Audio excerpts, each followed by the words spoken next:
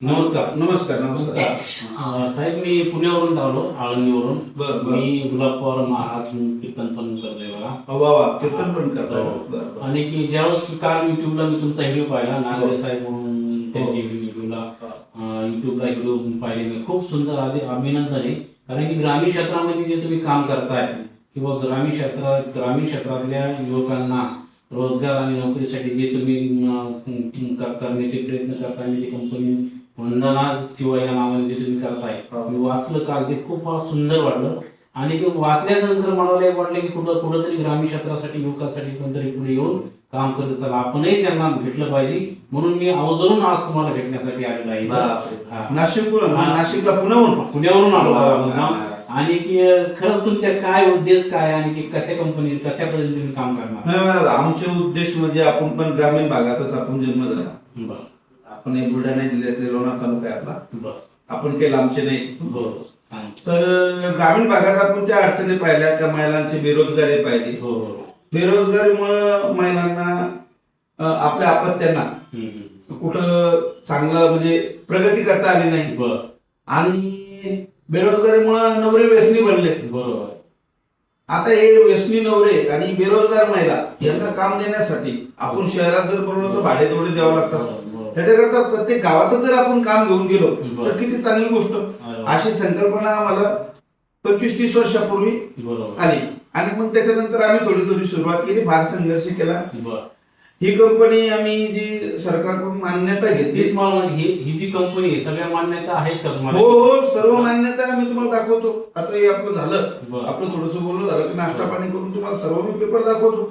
सर्व सरकारची पण मान्यता आहे. मी काय म्हणतो तुम्हाला, जे शासन आहे म्हणजे कंपनी ऍक्ट नुसार ज्या मंत्रालयाला म्हणजे गव्हर्नमेंटने अधिकार दिलेले, त्या ऍक्ट नुसार आपल्याला सगळं रजिस्ट्रेशन आहे. अनलिमिटेड कंपनी आहे बघा, प्रायव्हेट लिमिटेड नाही, सरकार विलीन करून घेऊ शकतं. ते स्वार्थी सरकार, तर मी काय म्हणतो, जिथं फायदा दिसला तिथं ते विलीन करून घेतात. लक्षात झालं का? तर आपल्याला त्याची काही भीती नाही, पण त्या चोरट्यात भेटण्याची काही भीती नाही आपल्याला. आपल्याकडे मान्यता आहे. मला एवढं म्हणायचं की जे सरकारला काम करायला पाहिजे होतं ते तुम्ही पुढे येऊन करता. तुमच्या कंपनीचं खरंच जेवढं अभिनंदन करायला पाहिजे तेवढं तुम्हाला माहिती आहे का? तुम्ही आमच्या म्हणजे इथं आले आणि आमच्या ऑफिसला तुमचे पाहायला लागले. कारण हरिभक्त परायण तुम्ही पवार महाराज म्हणून आम्ही तुमची ख्याती कुठं ऐकलेली पण आहे. आमच्या नातेवाईकांना तुमचे कीर्तनाच्या भागात झाले, लिंगा भागात वगैरे तिकडे झाले, परतो तिकडं जाणार, तर तिकडे आम्ही तुमचं नाव पण ऐकलेलं आहे. आणि तुमच्यासारखे माणसं आमच्या कंपनीची माहिती घेण्यासाठी जर नाशिकहून पुण्याला आले तर ही भाग्याची गोष्ट आहे. मी काल तुमचा मुद्दा असा ऐकला की जे सुशिक्षित मुलं आहेत त्यांना तुम्ही नोकरी आणि व्यवसायाचं पण मार्गदर्शन करा. बिलकुल. नोकरी कशी काय देणार? आम्ही परमनंट नोकऱ्या देतो साहेब. कारण आमच्या 49 लिमिटेड कंपन्या आहेत बघा. वंदना अँड शिवा लिमिटेड आहे, त्याच्यानंतर वंदना अँड शिवा. नाही, कसं काय होतं माहितीये का की बऱ्याच ठिकाणी ग्रामीण क्षेत्रातल्या युवकांची फसवणूक होती. नोकरीला लावतात म्हणून बोलून घेतात आणि नाही साहेब, फसवणूक काहीच नाही. फसवणूक कशाची? आम्ही त्यांना 1 वर्ष ट्रेनिंग देतो, इथंच ट्रेनिंग देतो पुन्हा, आणि ट्रेनिंग फी घेतो. आता आम्ही फुकट तर काही शिकवणार नाही का, आम्हाला का सरकार काय अनुदान वगैरे काही देत नाही. बरोबर.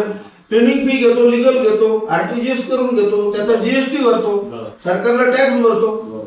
आम्हाला ट्रेनिंग देण्याचा आणि रिसर्च करण्याचा अधिकाराची आम्ही मान्यताच घेतलेली आहे सरकारकडून. त्याच्यामुळे कोणाच्या बापाची आपल्याला भीतीच नाही. तुम्ही त्या समजा कोणाला जर नोकरी पाहिजे असेल तर त्यांना तुम्ही त्यातून फीस घेऊन पूर्ण प्रशिक्षण देतो. आम्ही प्रशिक्षणाचे पैसे घेतो, नोकरी लावायचे नाही. बरोबर. नोकरी लावायचे म्हणजे नोकरी कशा पद्धतीने नोकरी करायची काय. आणि महाराज तुम्ही आले, तुम्हाला सांगतो आम्ही, जर कदाचित एखाद्या मुलाला कोण गरीब असेल आणि त्याच्याकडे प्रशिक्षणाला पैसे नसतील भरायला, तर त्याला आम्ही लोनही करून देतो. अरे वा, याच्यापेक्षा मग खूप आनंदाची. सरकारी नोकरी नाही आमची, प्रायव्हेट आहे, खाजगी आहे. आम्ही त्या सॅलरी स्लिप देतो, पीएफ काढतो, ESI काढतो, त्या सगळ्या गोष्टी, सगळ्या सरकारी सुविधा आम्ही द्यायला लागलो सर. Medical sector. बरं, एखाद्या विद्यार्थ्याला समजा वाटलं की नाही मला नोकरी नको, मला व्यवसाय करायचा, त्याच्यासाठी काय करायचं? त्याला त्याच्या व्यवसायात आम्ही मार्गदर्शन करतो. आमच्या व्यवसायात त्याला सांभाळण्यासाठी सगळं मॅनेजमेंटचं काम देतो. मग त्यांच्याकडून मी काय, तुम्ही काही फीस काय? नाही, फी म्हणजे आम्ही फक्त आमच्याकडे फी घ्यायचं, फक्त ट्रेनिंग फी किंवा मग अग्रीमेंट फी. बरं. कारण अग्रीमेंट झाल्याशिवाय बरं बरं. हा. म्हणजे पूर्ण माहिती तुम्ही ग्रामीण क्षेत्रामध्ये चांगल्या पद्धतीने राबवणार आहात. हा. अरे वा, चांगली, खूप आनंदाची गोष्ट आहे. आणि महाराज तुमचं सहकार्य आहे हो, आम्हाला. नक्की. तुम्ही सकाळी निघून दुपारी आले हो. तर फार बरं वाटलं. कारण आम्हाला मॅडमने मगाशीच फोन केला होता बरं. की आमच्याकडं तुमच्या मॅडमची पण मुलाखत झालीच होती थोडीशी, तर सांगितलं आम्हाला त्यांनी त्या पण आमच्या नाही, नक्कीच. जर बघा, जर ग्रामीण क्षेत्रातल्या युवकांचा जर फायदा होत असेल आणि ग्रामीण क्षेत्रातल्या युवक जर पुढे जर जात असेल तर अशा गोष्टीमध्ये मदत करण्यासाठी काही नाही काय हरकत नाही. आम्ही आमच्याकडून तीळ मात्र कोणालाही कोणाची 2 पैशाची पिळवणूक फसवणूक होणार नाही. कारण काय होतं, आजकाल जेवढे सुशिक्षित विद्यार्थी आहेत ना, नाहक व्यसनाधीश होईल. हो, काम नसल्यामुळे व्यसनाधीश होईल आणि की काय करावं म्हणून सुचत नाही.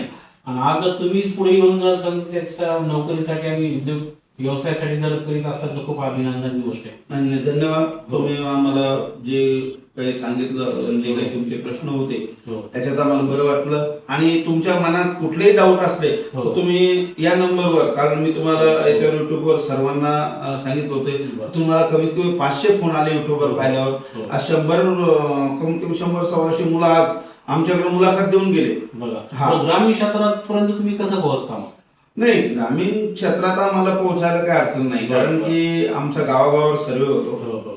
त्याच्यानंतर प्रत्येक तालुक्यावर आमची बॉडी राहते, पदाधिकारी राहतात, प्रत्येक जिल्ह्यावर पदाधिकारी राहतात, राज्यावर पदाधिकारी राहतात.